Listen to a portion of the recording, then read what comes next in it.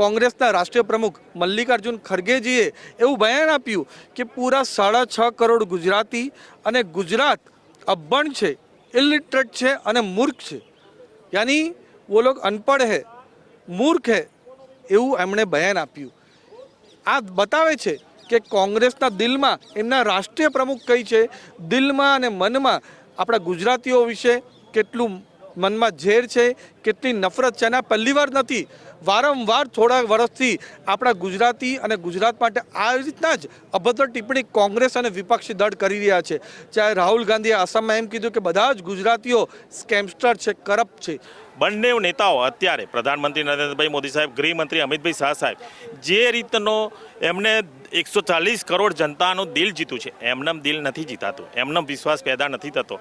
ક્યાંક ને ક્યાંક સારા વિકાસના કામો વિશ્વમાં દેશનું નામ સન્માન અપાવવામાં જે ખૂબ મોટું યોગદાન છે। આજે ઇકોનોમીમાં દેશ 11મા નંબર પર હતો, 4થા નંબર પર પહોંચ્યો, 3જા નંબર પર જઈ રહ્યો છે।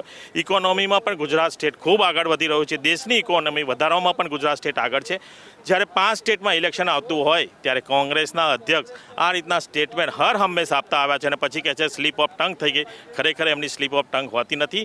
એમને જે રીતનો વિશ્વાસ પૂરી જનતામાં કોંગ્રેસે ગુમાવ્યો છે, એમને ખબર છે કે 5 સ્ટેટમાં ઇલેક્શન આવી રહ્યું છે અને 5 સ્ટેટમાં જ્યારે હારવા જઈ રહ્યા છે ત્યારે આ રીતના ગલત સ્ટેટમેન્ટ આપી અને આ સ્ટેટમેન્ટ જે આપ્યું છે ગુજરાતી લોકો કદી એમને માફ નહીં કરે। આ સ્ટેટમેન્ટ ખરેખર અમે બધા જ વખોડી કાઢીએ છીએ અને આજે અહીંયા દિલ્હી અમે પ્રોટેસ્ટ કરવા આવી રહ્યા।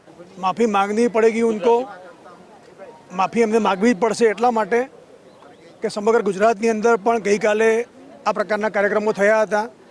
આજે દિલ્હી ગુજરાતી સમાજે અહીં આગળ કોંગ્રેસ મુખ્યાલય ઉપર ધરણાનો કાર્યક્રમ કર્યો છે, એની અંદર અમે બધા ઉપસ્થિત રહ્યા છીએ। આપણે બધા જાણીએ છીએ, ઇતિહાસ પણ એનો સાક્ષી છે। આઝાદીનું આંદોલન ચાલતું હતું એ વખતે પણ પૂજ્ય મહાત્મા ગાંધીએ સંપૂર્ણ સ્વરાજની વાત કરી હતી અને આંદોલનને ખૂબ દિશા આપી હતી। દેશ આઝાદ થયો પછી પણ દેશને અખંડ બનાવવા માટે સરદાર પટેલે જે યોગદાન આપ્યું એના કારણે દેશ આજે અખંડ બન્યો છે, એ પણ આખો દેશ જાણે છે। વર્તમાન સમયમાં આદરણીય મોદી સાહેબ જે રીતે દેશમાં શાસન કરી રહ્યા છે અને દેશને આગળ લઈ જવાનું કામ કરી રહ્યા છે, એ પણ ગુજરાતી છે।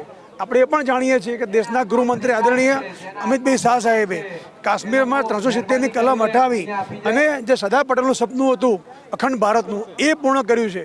આ બધું આપણે જોઈએ તો ગુજરાતી સમાજનો ખૂબ મોટો દેશની અંદર સિંહ ફાળો છે। ગુજરાતી સમાજ વેપારની વાત હોય, ધંધાની વાત હોય, કલા ક્ષેત્રની વાત હોય, બધાની અંદર ગુજરાતી સમાજે ખૂબ મોટું યોગદાન આપ્યું છે। ત્યારે ગુજરાતી સમાજને અભણ કહેવો અને અનપઢ કહેવો એ ગુજરાતી સમાજ કોઈ પણ રીતે સ્વીકારવા તૈયાર નથી। એટલે ખડગેજીએ માફી માગવી જ પડશે। ખડગેજીની સાથે સાથે એમના જવાબદાર જે પણ કોંગ્રેસના આગેવાનો છે, એ સોનિયાજી હોય, રાહુલ ગાંધી હોય, એ બધાએ ગુજરાતીઓની માફી માગવી પડશે। કારણ કે ગુજરાતે જે રીતે દેશ માટે યોગદાન આપ્યું છે અને એવા ગુજરાતને જ્યારે બદનામ કરી રહ્યા છે ત્યારે એમને માફી માગવી જ પડશે।